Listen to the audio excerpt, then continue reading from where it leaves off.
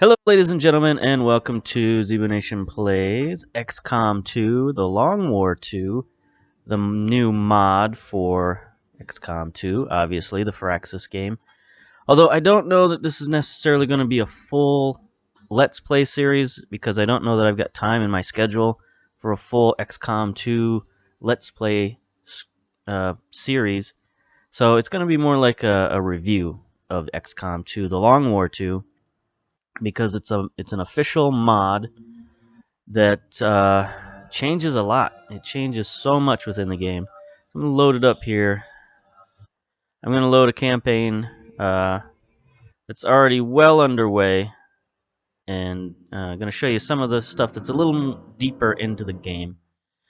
I know a lot of streamers out there, a lot of people on YouTube are still pretty early in the game, so I'm gonna show you one that's a little bit later, not too much later, but maybe to that next level of story, because the first part of the game doesn't have a lot of story, but there's a deeper layer of story that you get to in this long war that it happens much differently than it does in the vanilla game.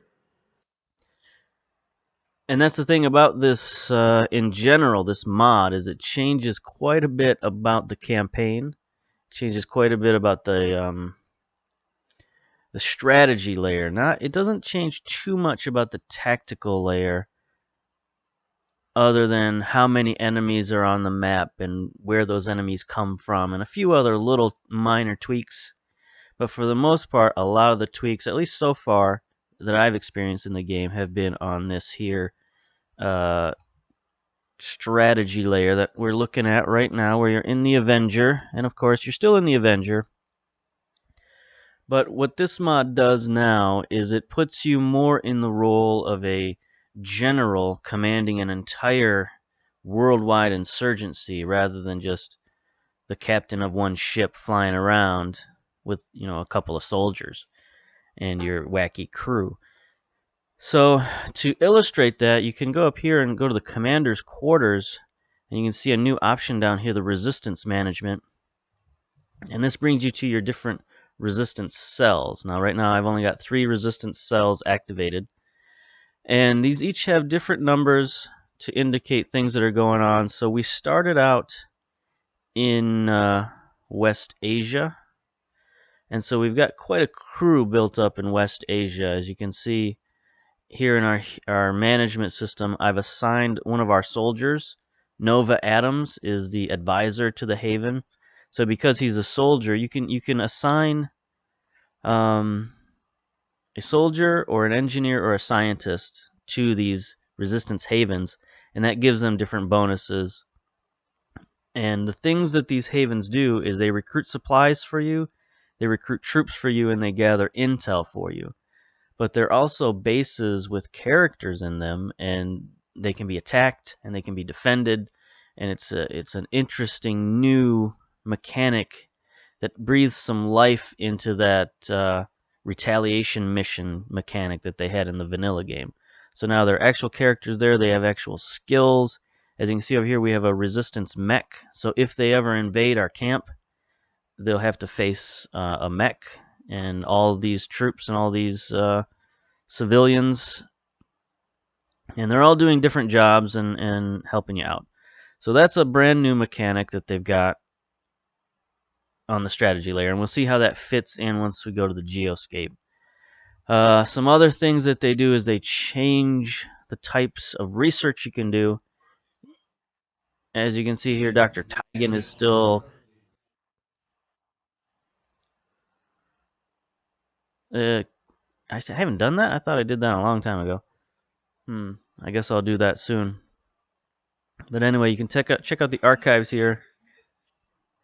And Tigan, shush! I'm trying to explain stuff here.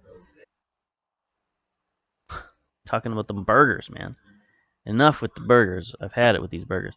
All right, so you can see a lot of this research looks the same, but it adds different things to what you can do. For example, here's a new one, which is render Illyrium core. So resources are much more scarce in this version, this mod of the game. So in order to get um, Illyrium, and in order to get materials, a lot of times you'll have to break down the things that you grab off the battlefield. Like if you get a bunch of Illyrium cores, you can break them down for more Illyrium crystals. But you also need Illyrium cores to do special projects. So you got to balance between what you need. And the same thing with trooper corpses, you can break them down for materials, but at the same time you might need the trooper corpse to do something else, to do some research. So it's always give and take. Resources are much more scarce in this game. Building things are also different. You got more options, more things to build. Go to the build items.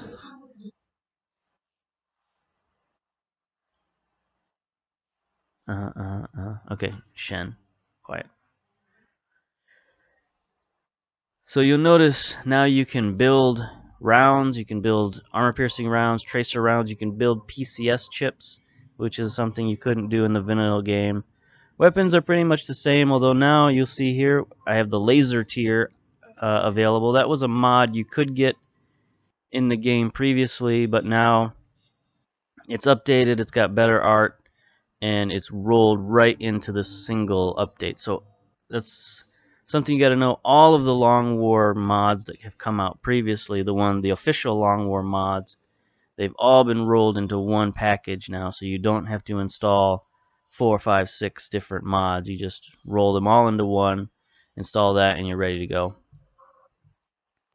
Right now, all I can build is the nanoscale vest, so I don't have a lot of armor going on. That's probably going to be the next thing I'm going to be researching. Let's see. I guess I should have gone to the Guerrilla Tactics School. Is a little different. It's mostly the same.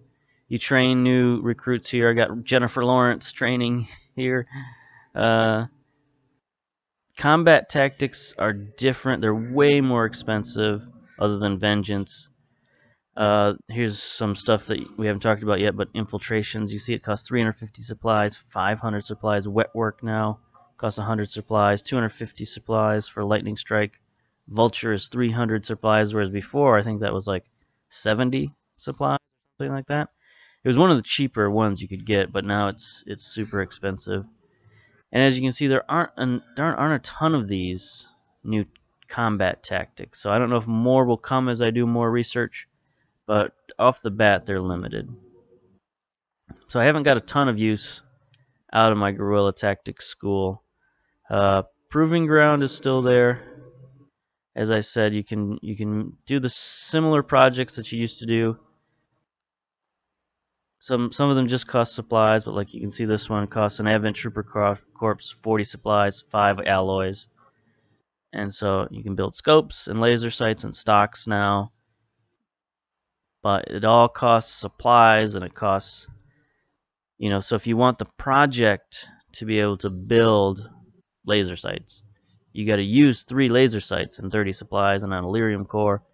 So all of this stuff takes resources, and it's very tight. You got to budget yourself well and focus on what you need.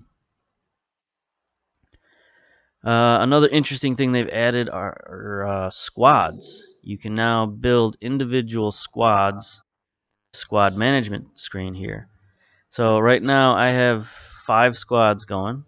I've got the Hitman squad, which is just sort of my basic squad of generic soldiers for the most part. And you can mix and match these squads, not just on this screen, but when you're sending them out on missions and they're a man short or something, you can grab somebody from another squad and place them in there. Like, for example, I've got Apone is right now temporarily assigned to the Hitman squad. And that's because my A squad, my big squad, the Colonial Marine Corps, they got beat up on the last mission. As you can see, got a lot of wounded players, or a lot of wounded players, a lot of wounded soldiers. Been playing too much Football Manager.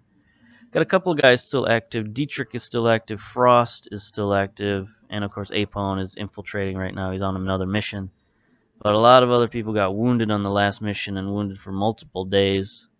Even though I've got the Advanced Warfare Center, they're still got damaged quite a bit.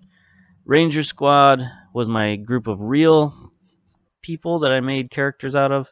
friends of mine. There's only 2 of them left. They went on a pretty bad mission and didn't quite come back out alive. But Hightower and Shagdog are still alive. So I got to rebuild this squad at some point. Right now, my number 1 squad, my A squad, are the Avengers. They're out on a mission right now. Got Falcon, Black Widow, Thor, Cap, and Black Panther. They're my most highly ranked squad. Right now, they're my best outfitted squad. And then finally, I got the Night Vixens. They're one of my classic squads that I've played in all of my XCOM's playthroughs. I've had a Night Vixen squad, so this is those people. But they're out on a mission for the most part right now. I got a couple of guys who are out. Well, let's see if I can demonstrate creating a squad. So I'll create a squad here. And it assigns you a name. You can change the name if you want to, but we'll keep the Trident squad. Right now there's nobody in it. As you can see, there's nobody in it. You can assign soldiers, but there's a bug. There's a bug where you got to kind of like click on the right spot. Sometimes it works. You saw there, characters almost popped up. Sometimes it doesn't. So I don't know. I used to think that if you went into the geoscape and came out, then it wouldn't work. But I think here's my theory that if you go into the geoscape, come back out, the squads won't work. But if you quit XCOM altogether, exit the application, and then come back, and the first thing you do is go to the squads, you can edit the squads. But I've been messing around, so I can't go in and edit these squads right now. So there's a bug report, live bug report. The squads don't work. All right. I'm hearing too much noise, too much sound. So I'm going to turn the sound down. All right, there we go. So now let's go to the geoscape, because otherwise there'd be way too much noise on this geoscape with all the flashing and swooshing and all that stuff. So here's the geoscape. If it'll come into focus for us, there we go. That's another thing about this mod, is there is a lot of loading times for the missions and just for the animations, and it definitely runs a little more sluggish. I've heard there's an update coming out soon to fix a lot of known bugs, and that's one of those things. But, we'll see it when we see it. So as you can see, here are 3 havens: the Arctic, West Asia, and Europe.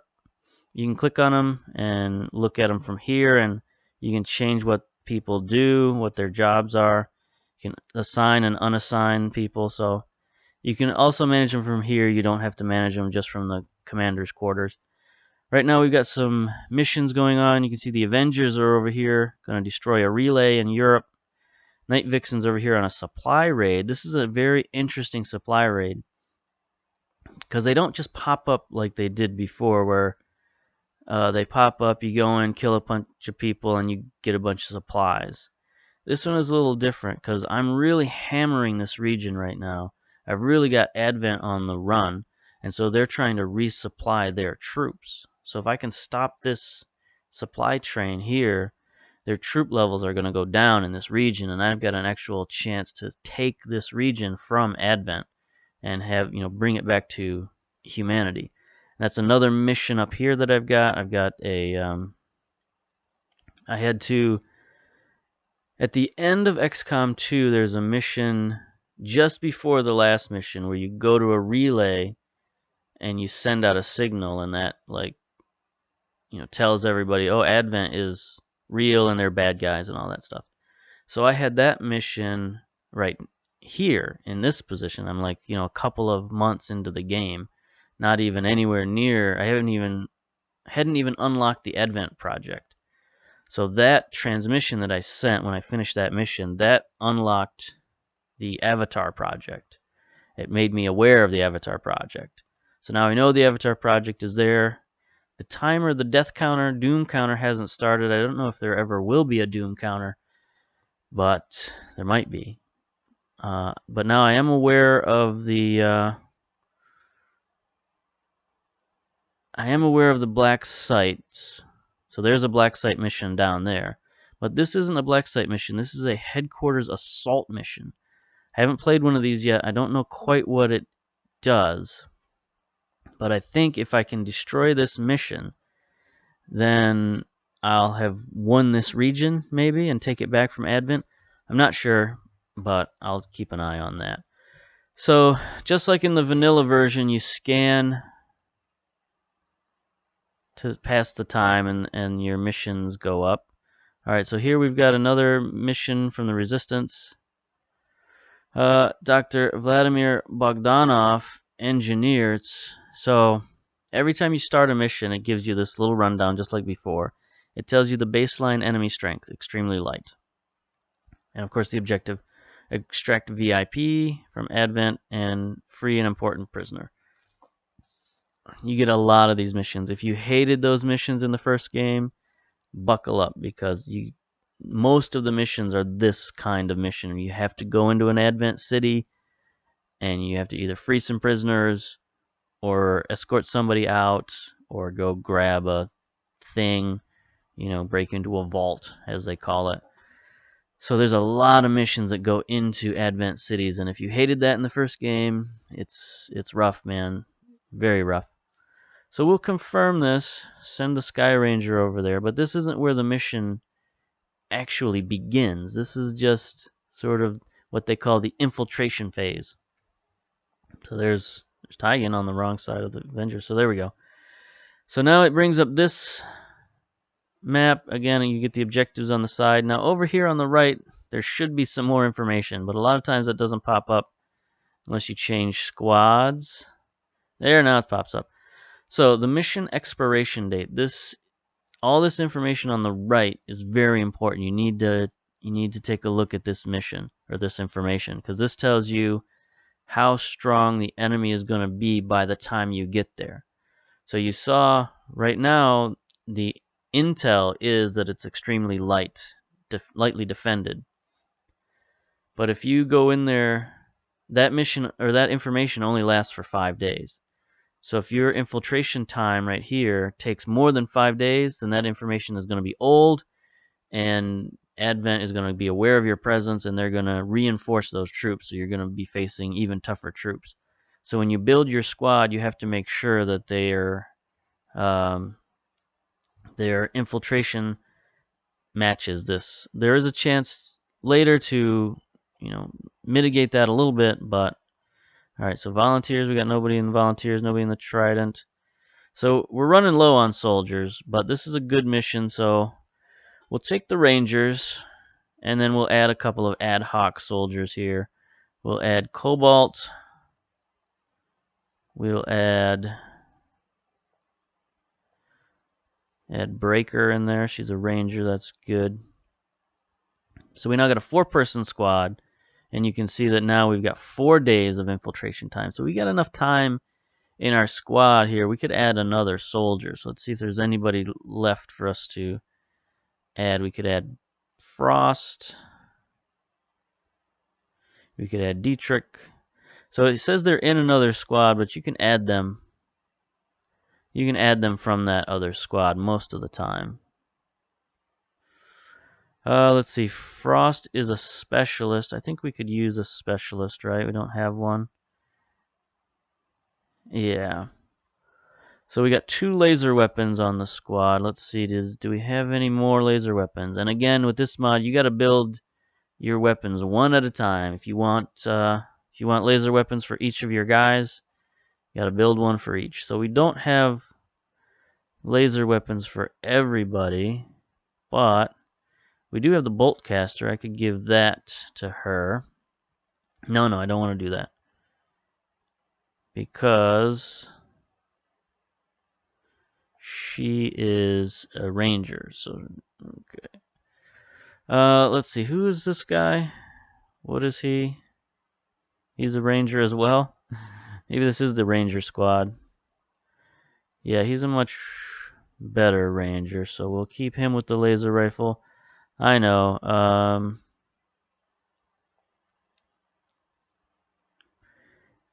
Hightower doesn't need the laser rifle. He can take the bolt caster, because he's a new class that they added. He's the technical class, and as you can see here on his left arm, he's got a gauntlet. It's got a flamethrower and a rocket launcher on this gauntlet, so cool stuff there. It's basically like the old heavy class in the original Xcom, or at least Xcom Enemy Unknown, where they had a rocket launcher on their back. But now he's got a rocket launcher in his wrist, so he's a cool dude. Now I can give his laser rifle over here. Is there any sort of upgrades? Show this upgrading equipment. Now, every single weapon starts off with 3 slots available. You don't have to unlock that like you had to do in the previous versions. And all the different accoutrements, they do different things. The stock now adds steady weapon. Expanded magazine, of course, is still the expanded magazine. But like the hair trigger does different things. The hair trigger now gives you advantages, or gives you +5 on Overwatch shots. Everything else does the same, I guess. Scopes still do the same. Give you aim bonuses. Laser sights give you critical bonuses. Auto loaders let you auto load. So I guess the only changes are the stocks and the hair triggers. So for this, guess we'll add the magazine. That'll be good for a ranger, but the stock doesn't really do anything for a ranger. Very rarely would they stop and aim their weapon. Well, you know what? That's not true. That's not true. There might be a time to steady that weapon for a ranger. I'll give her the benefit of the doubt. What else? No. Let's see. Then that just leaves our Marine here. He's a hacker. I think his drone is upgraded. No, it's not. So what can he? He can get triage protocol that adds a revival charge. That's good. That'll help him out. He's got a submachine gun. I don't think we need much else from him. He's not really there for his firepower. But the submachine gun does make him more mobile, makes him more stealthy. So that's good news. And now you can see our total time is 5 days, 1 hour. So we're well under our expiration date here. Now, if we added another soldier, I think we'd be over the time. So you start out from the very beginning of the game being able to add. See, I can't add these two because they're in training right now. I do believe, although it doesn't say they're in training. Now let's give it a try. Let's see if I can add shifter. Nope, cannot. Okay, so they are in training. So this is every single one of my soldiers. Oh no, Dietrich. I could add Dietrich. And that brings us to 6 days, 7 hours. So that's too much. Now, if I wanted to, I could send this squad and then try to mitigate it by spending more intel. But I don't really want to do that. I want to get rid of Cynthia, remove her. So there we go. We'll go with this 5-man squad. I don't think I have anything extra. Now all of this stuff, med kits, frag grenades, flash grenades, smoke grenades, ceramic plating, and pistols, all that stuff is free. You can have as much of it as you want. Almost nobody carries pistols because most everybody already has a secondary weapon of something else. So that's how they've changed the squads a little bit. Like the snipers here, they no longer get a pistol. Now they get a what do you call it? A laser targeter, so they can add +10 aim if they want to. And now every piece of equipment you carry gives you a -1 to your movement. So as you can see here, Hightower has a -3 to his movement because he's carrying 3 pieces of equipment. Grenade, stun grenade, and armor. And the armor is different too. This armor is not a nanoscale vest. It is a ceramic plating, and that just adds basically 2 pips of armor, but it's not quite armor. They call it resistance because it goes away. Like when it's hit, it's like disposable hit points basically. It doesn't cost you injuries if it gets taken off, but every time it gets hit, it does get taken off. So basically, you just have 2 free hit points, and I like that. It's good to keep armor on your soldiers. I think that's it. I think we'll infiltrate. Now, as I mentioned, this isn't the start of the mission. This is the start of their infiltration. So we're not actually going to see them fight right now. We're just going to drop them off, and they're going to start their infiltration, and away they go. So you can see they're at 0% to extract that VIP. Now we'll come back over here because these guys are at 47%. They're the most likely to pop next. So I'll try to get over here to my haven. There it is. And take a drink of water. So I'm going to have to scan a little bit before I get to a mission. Uh-oh, dark event complete.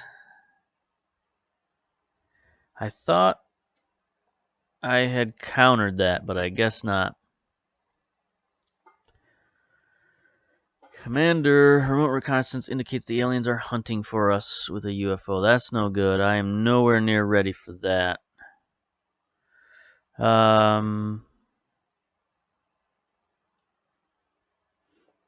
Okay. So here we got problems with old Operation Knife Strike. We're only 30% infiltrated. The enemy readiness is fortified. The current enemy activity is swarming. So I can boost that infiltration by using intel. Let's see what that does for us. Cost 25, raises the squad by 75%. So that now drops them down to very heavy and readiness alerted. So if I do this mission, there's going to be enemies everywhere. This is the highest enemy concentration I've seen on a mission. So let's take a look, view the squad. It's the Night Vixens. 1, 2, 3, 4, 5. We've got six guys on this squad right now. Can I look at them any deeper than that? No. So we got 4 corporals, a squaddie, and a rookie.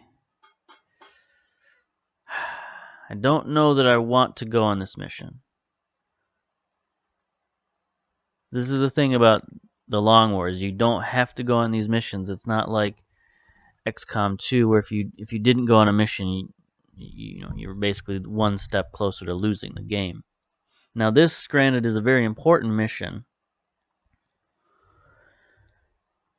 but I don't know that I want to go with the enemy being that ready, having that many troops, and me having this inexperienced of a squad.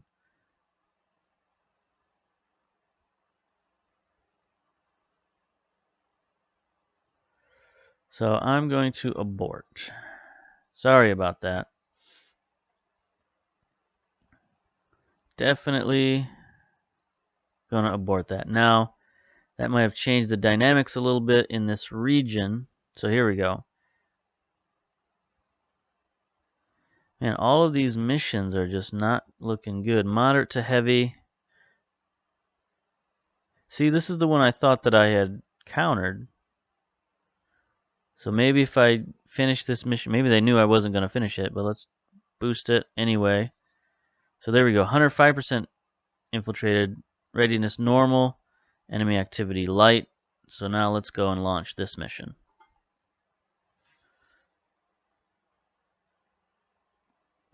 So what that meant, the troop levels is self-explanatory. That's how many troops are on the map to begin with. Now the readiness level is different. That controls how many reinforcements come in, how quickly they come in, and how strong they are once they get there. And it also affects how long it takes the Sky Ranger to come in and pick you up. So if you go into a place that's totally ready for you, it might take the Sky Ranger like 6 or 7 turns to show up and pick you up. So, it can be very disastrous if you're in a bind and you pop that smoke to have the Sky Ranger come in and they say, sorry, we're not going to be there for 6 or 7 turns. You can get a squad wiped out that way. And in fact, I rage quit my first campaign. I rage quit because of that. I'd brought in 8 soldiers. I'd wiped out this map. I'd killed everybody. So I was waiting for Bradford to say, okay, the map is clear, you can go home. But he never did that. So I wandered around the map for a few turns just looking for the last enemy pod, right? Like you did in XCOM 2. That was not the thing to do, because I found that last enemy pod and it was okay, but then an enemy troop transport came in and dropped like 4 or 5 guys. It's like, okay, I can handle this. But the next turn, another group of 4 or 5 warped in with a sectoid. And so I popped the smoke and they said, oh, by the way, you got 7 turns.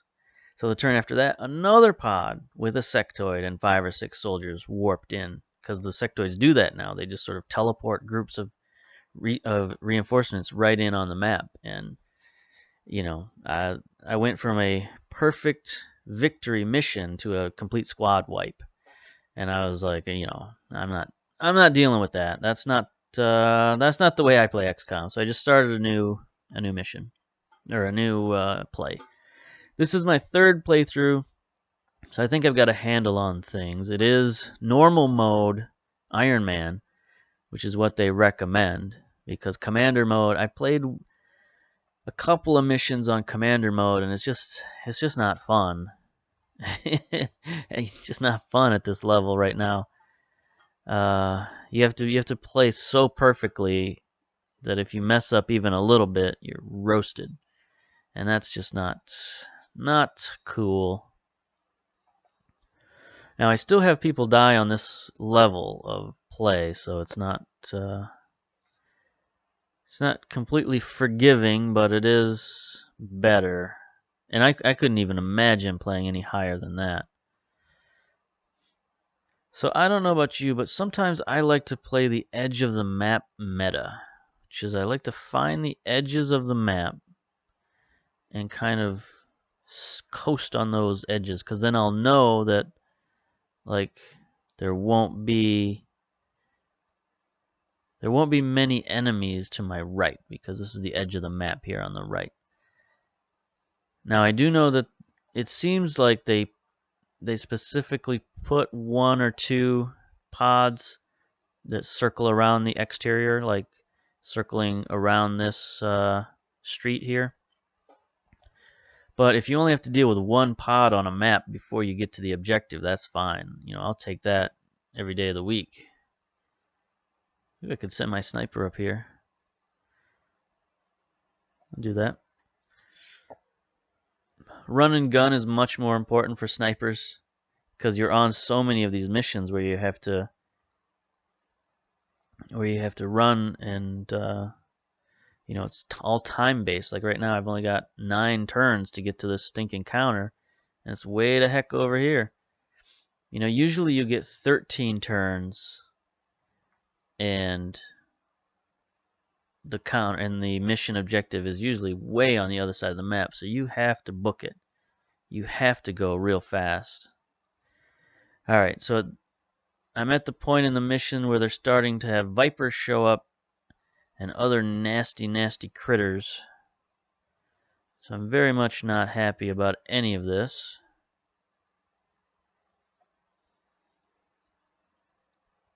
Alright, Apone. Move him up here. And we'll steady the rifle here on the top, because we'll probably engage this next turn unless they walk away. Yeah, they walked away. Alright. So because I only have 4 guys on this mission, I want to be very careful I don't want to engage until I absolutely have to. So if I can avoid a fight, I'm fine with that.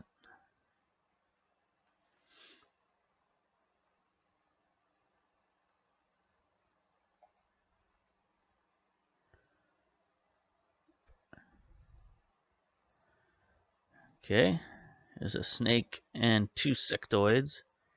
So what I don't want is I definitely don't want to get caught by those vipers that went this way. There they are right there.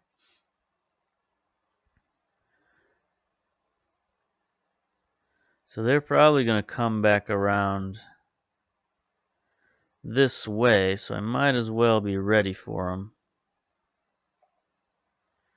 Hopefully they don't see a pwn there.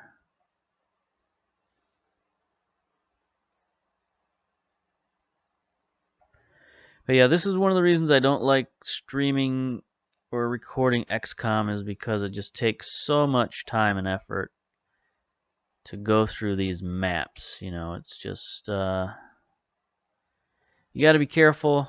You got to plan your moves, and a lot of times when you're recording, you sort of think about the recording and think about what you're saying rather than concentrating on the map.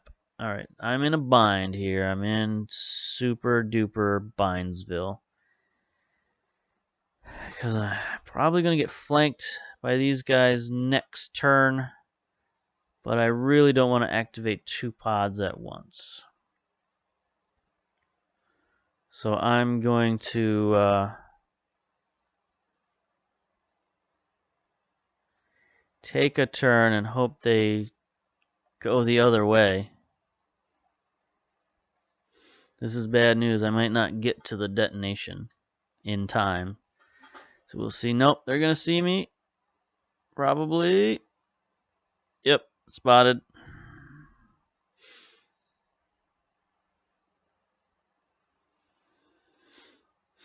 So that's no good. 3 Vipers there, but they're going to get caught in the crossfire. Hopefully I can kill at least one of them. There's one down. That's good. And a second pod. This is going to be brutal. Very, very brutal. Alright, so I've got 100 on that guy. 55 and 0. Alright, but we've got options here. I can pull back, wipe out this squad, and then wait for them to come forward. So I think I shall do that.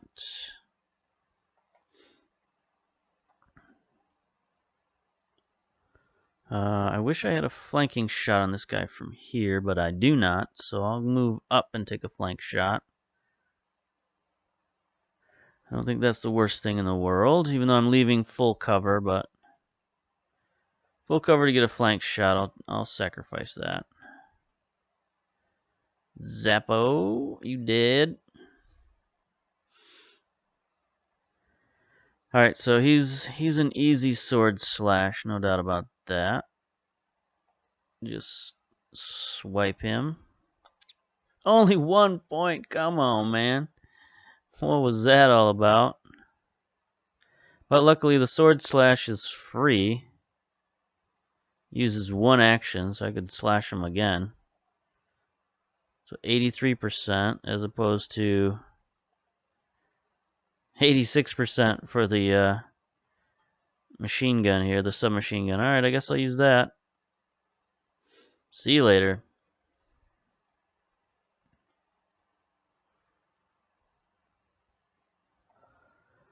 Alright, now I've got a 55% chance here. That's pretty good.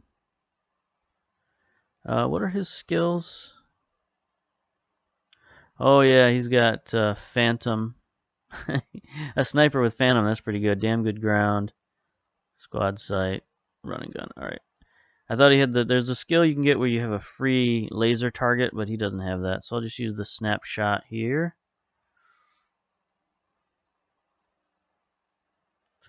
5 damage, that's pretty good. I'm going to be getting laser rifles soon. Now he's been revealed. Alright, Apone. I really don't want to be in sight of these dudes. It's not good for my health. So I'd like to back up over here maybe. And then throw a grenade and take care of that dude. Could just stand in front of this door. Because if I'm here, I can still be seen. Yeah, that sectoid can still see me. If I'm here, he can't. So that's fine.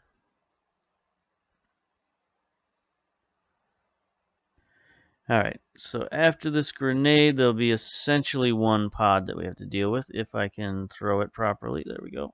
There we go. If I get killed, because grenades now do, as you see here, 2 to 5 damage instead of just 3 damage. So you can't really count on them. But there we go. 4 damage. Destroyed some loot, but I'll live with that.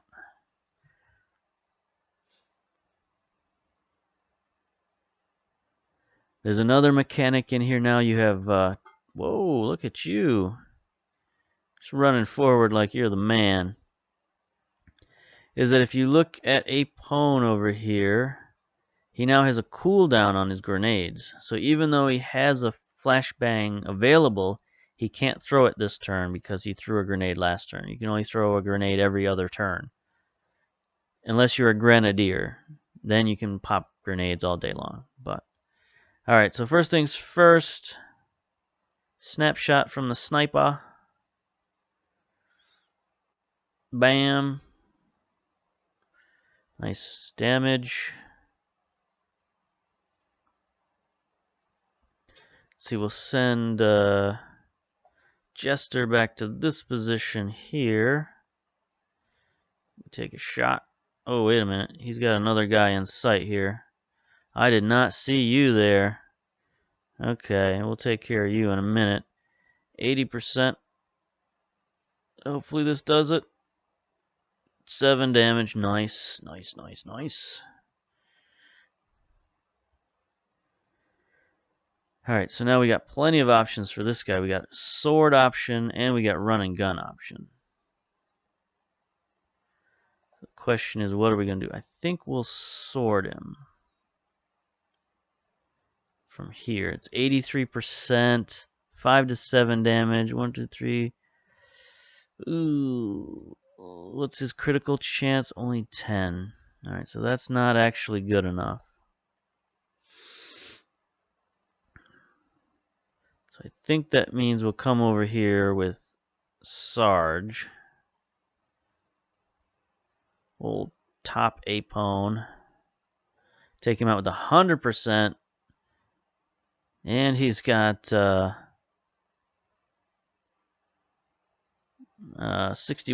chance to crit, so this is good. This should do the job. Does not. Alright. So there's still another sectoid out there running around somewhere.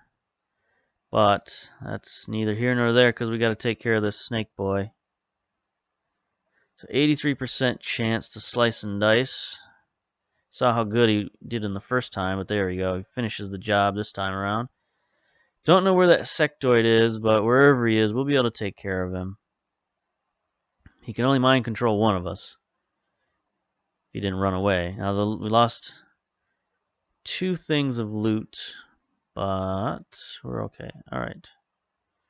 Still don't see that sectoid. But now, we only have 4 turns to get to that detonator, so it doesn't really matter. Move up Apone because he's got run and gun. So if things get nasty, he can run and gun. No sectoid? No sectoid. He must have run off to be with his compatriots, or did I dream up another sectoid? There's 1, 2, 3, 4 snakes. 1 sectoid. There should be another sectoid around here somewhere.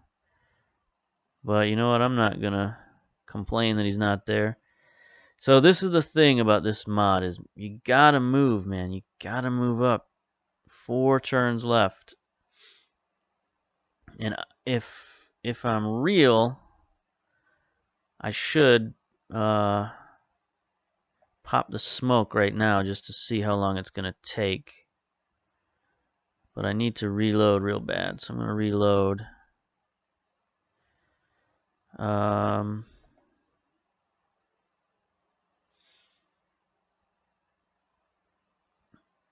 I can bring Bull Rush up here. Ooh, ooh, what is this noise? Oh no, how did he pop those guys? This is Xcom, sucker. Alright, so what is he's got 52% to hit the drone, but that's not gonna do a lot. Apone, he can flashbang these boys. It'll keep them from doing too much damage. So that's what he's gonna do. He's gonna flashbang those guys. Keep them under suspicion there, under suspense. Suspended animation.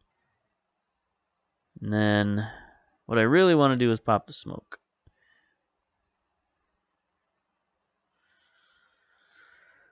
Because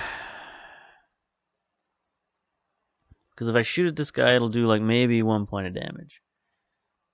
2 to 4, so maximum points I could do is 3, because he's got that armor. Only 52% to hit.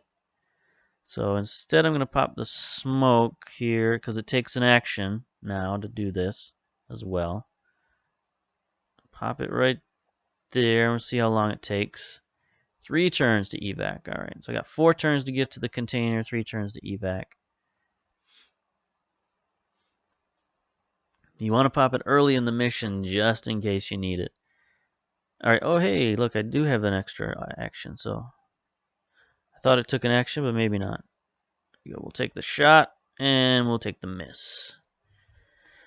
Alright, so our soldiers are a little bit spread out here. I'm not happy about this. My hacker should be able to take care of that drone. Let's hope he doesn't do too much damage here. He's got a stunner. Let's miss. Come on, we need Apone in fighting spirit. Nope. Alright, so these guys... Did I stun them both or no? Yeah, I'd stunned them both. Okay. Miss there. And he's going to go into Overwatch.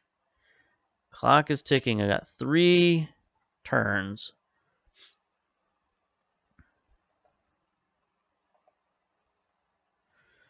Alright. So I can revive Apone, which is a good thing to do. Does that end my turn, though? I don't know.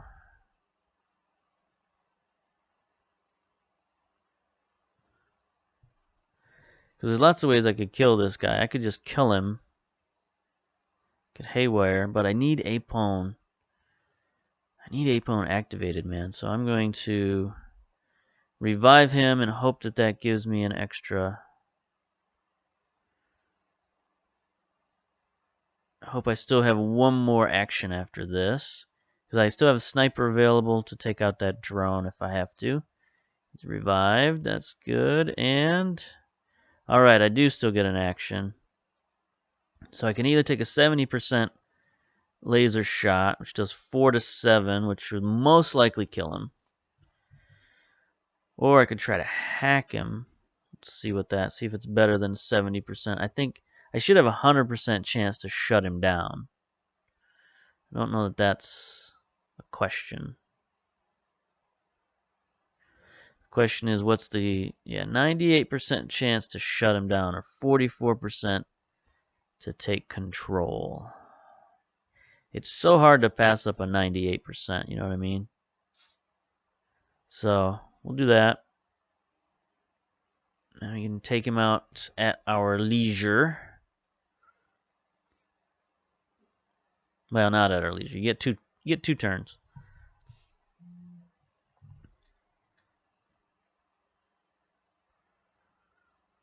Boop.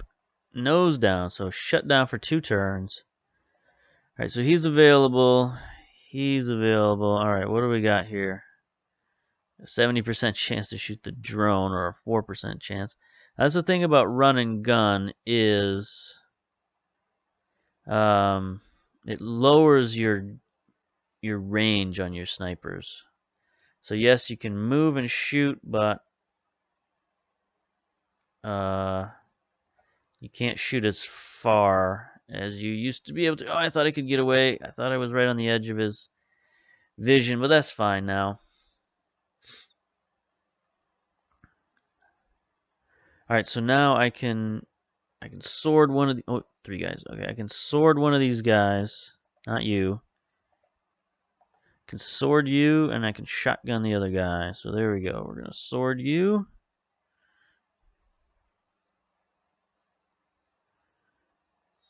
Get bladed, sucker.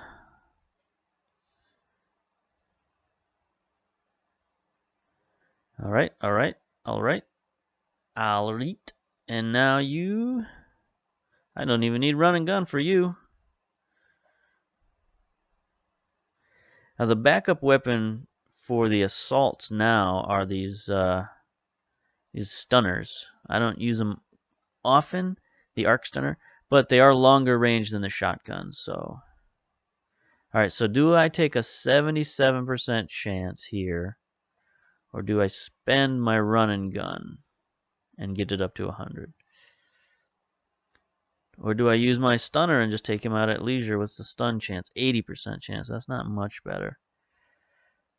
I don't know what we're going to see up there. So I'm not going to take any chances. I'm going to use run and gun. Get him at 100% and just in the face. Blam. So he's out. All right. So we're looking good. Taking care of business over here. What are you waiting for? Okay. Now I can take a leisurely shot at this guy. Bang and miss. Nice job.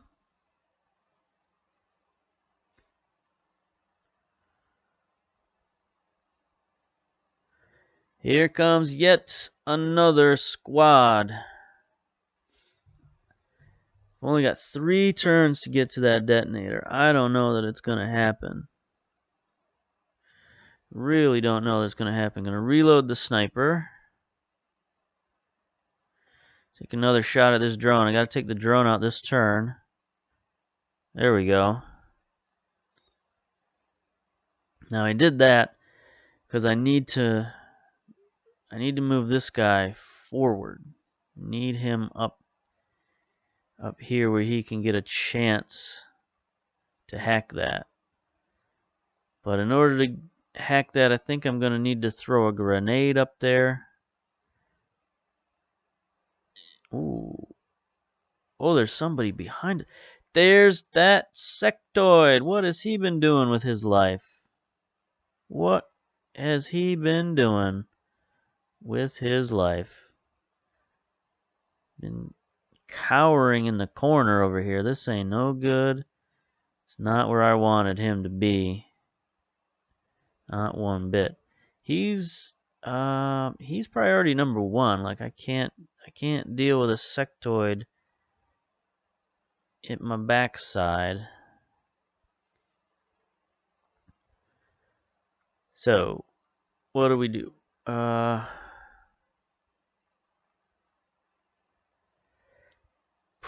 Man, we are rocking hard place here. Can bring him back and shotgun him. I mean, these guys aren't that much trouble, but they're enough trouble that I don't want to leave them there. Sectoid is still priority number 1. All right. So, oh, they're overwatched. Didn't realize that, but I got lightning reflexes, so eat it, Trebek. All right, 79% chance. to miss. It's no good. That is no good.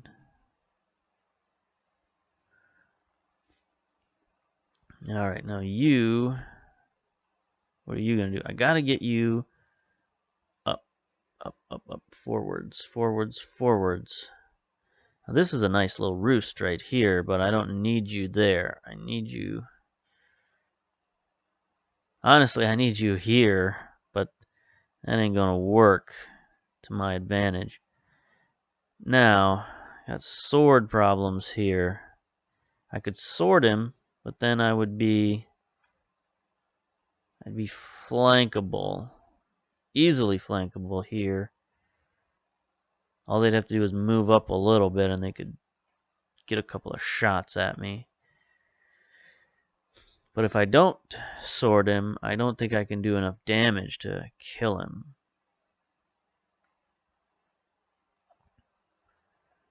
So we'll see here. Gotta do it. Gotta do what you gotta do.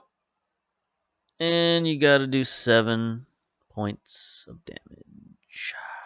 Yes.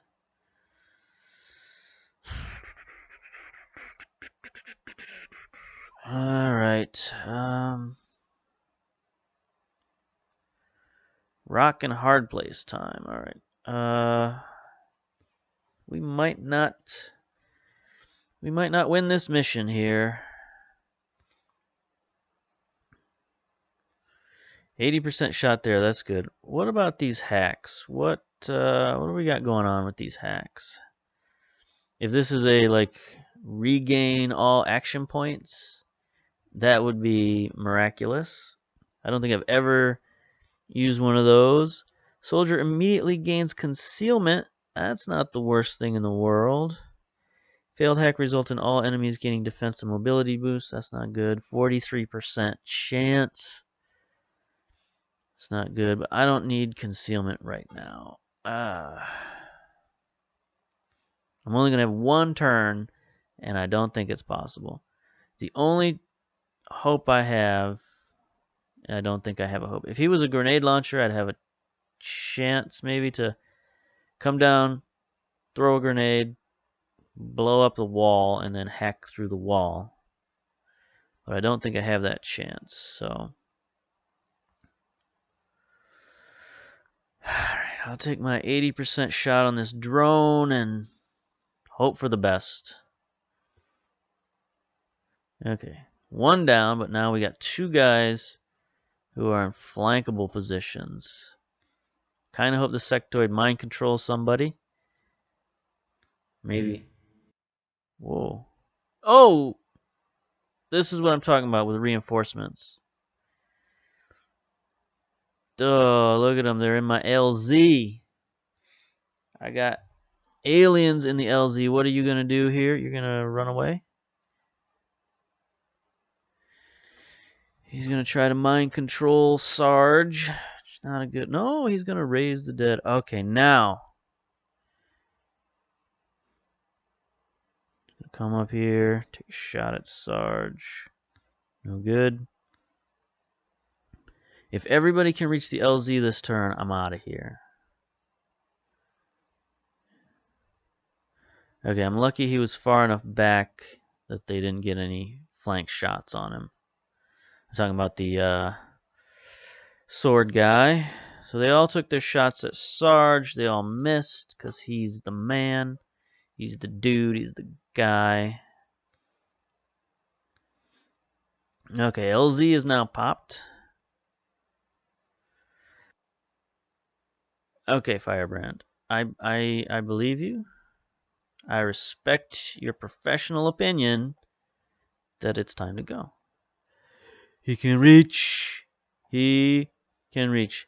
That's why you carry the submachine gun. That is why you carry the submachine gun. All right.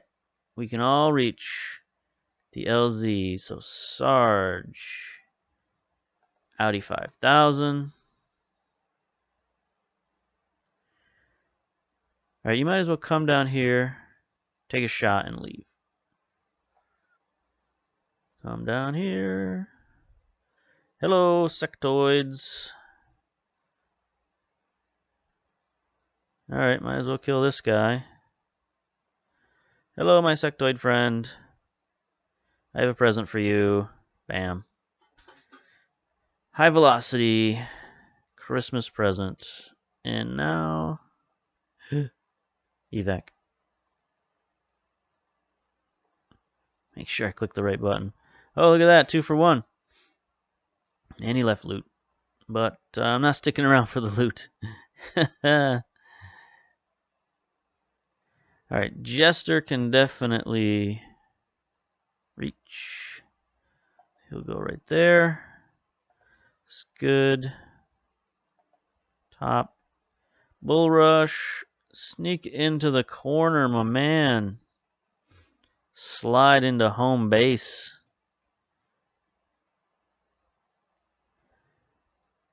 And we out. So there we go. A successful, unsuccessful mission. We didn't reach the target. Didn't get a lot of loot, if any loot. But we made it back alive. Nobody injured even. Nope. So there you go. That was a mission that was lightly defended. And they still friggin' popped out of the woodworks. If I hadn't popped that smoke early, man, we'd be roasted right now. Or we'd be, struggling to figure out that puzzle. So maybe I could have still figured that out, but I don't know. That would have been totally rough with another sectoid popping in and a mech. I mean, maybe I could have taken out the mech with my hacker, but I wouldn't have made that move that took out that sectoid. I would have had to do some other move to take out that sectoid. So, I don't know how that would have gone. With only 4 guys on a mission, it's tough. And they did really well for 4 guys, and what's good is they're still going to get some experience. They're not going to get as much experience as they would have gotten for completing the mission, and that's another thing that's different, is you do get more, I guess you'd call it squad experience, that you can share when you complete a mission. But all in all, I'm not too upset with that, because that wasn't a real important mission. It was just, gathering intel, and I got plenty of intel. Although I did spend intel.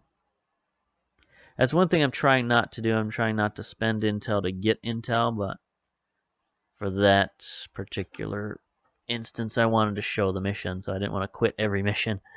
I wanted to show at least one mission. So there we go. Press key to continue.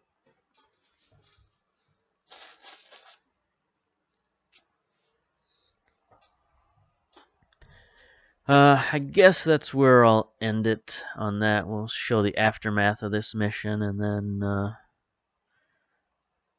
final thoughts on XCOM 2. If I don't play again, if I don't show any more missions, I might show some later missions.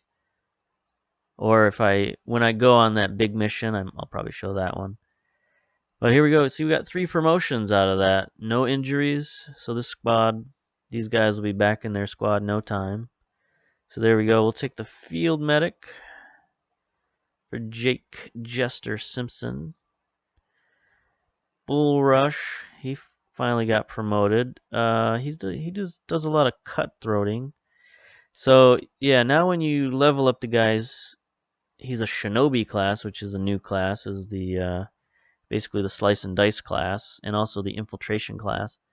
So he can take Ghost Walker, which reduces his visibility. So basically, when you're on the map and you're hiding and you see those little red squares where the enemy can see you, you can activate your Ghost Walker, and for the next turn, for the rest of your turn, their sight vision goes down by 40%. So those squares reduce, and you can get by people that way. It's pretty handy. But I don't think that's quite Bull Rush's style. Low profile makes partial cover count as full cover. That's nice, but he's going to be using his sword quite a bit, because when you carry the submachine gun, it doesn't do a lot of damage. So he needs a weapon that does more damage, so he can kill those sectoids in one hit. So we'll go cutthroat. Cutthroat against biological enemies, plus 15 critical and plus 2 critical damage. So kill more of those enemies, and then we've got Apone. He is the assault class, the classic assault class from Xcom Enemy Unknown. Right now he's got lightning reflexes, of course, close and personal, which adds plus 30 critical. So that's why he was able to blast those snakes. And then, what do we choose here? Do we choose Killer Instinct? Running gun grants plus 50% critical damage. That's probably what we're going to do. Stun Gunner. Your arc thrower now has a bonus to hit. That's helpful, handy. I don't use the stunner as much as I should, but it is a handy little weapon when you're in a jam, because it's basically like the shutdown, but for biological weapons. You stun them for 2 turns if you hit them. And then you got Fortify. Activate to grant a plus 20 defense bonus at the beginning of the turn. Does not cost an action. Has a 5-turn cooldown. So, let's say you're going to run a gun into some dangerous area.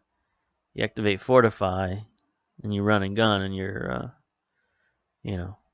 less likely to get hit. Not completely unlikely to get hit, but he does have 14 dodge. That's pretty good.